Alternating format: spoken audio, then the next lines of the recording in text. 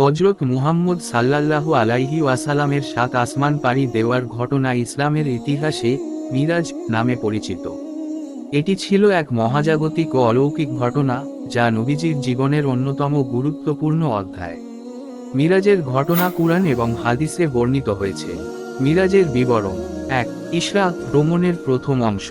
মিরাজের শুরুতে নবীজিকে মক্কা থেকে আল আকসা মসজিদ জেরুজালেম পর্যন্ত নিয়ে যাওয়া হয়।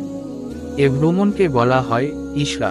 এটি এক বিশেষ বাহন বুরাক এর মাধ্যমে সম্পন্ন হয়। 2. মিরাজ ভ্রমণের দ্বিতীয় অংশ।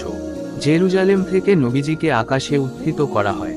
তিনি একে একে 7 আসমান পাড়ি দেন। প্রত্যেক আসমানে বিভিন্ন নবীর সাথে তার সাক্ষাৎ হয়।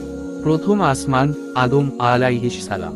দ্বিতীয় আসমান ঈসা নাবী এবং ইয়াহইয়া। তৃতীয় আসমান ইউসুফ। চতুর্থ আসমান ইদ্রিস। পঞ্চম আসমান হারুন। ষষ্ঠ আসমান মুসা। সপ্তম আসমান ইব্রাহিম আলাইহিস সালাম। 3.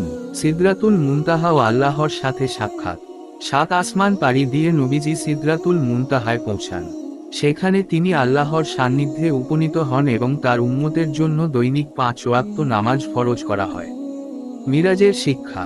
মিরাজ নবীজির প্রতি আল্লাহর বিশেষ দান এবং মানবজাতির জন্য মহান বার্তা বহন করে।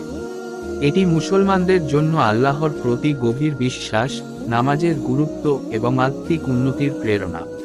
মিরাজের ঘটনা মুসলমানদের মধ্যে ঈমানকে শক্তিশালী করে এবং আল্লাহর অসীম ক্ষমতার প্রতি আরও বেশি ভক্তি জাগ্রত করে।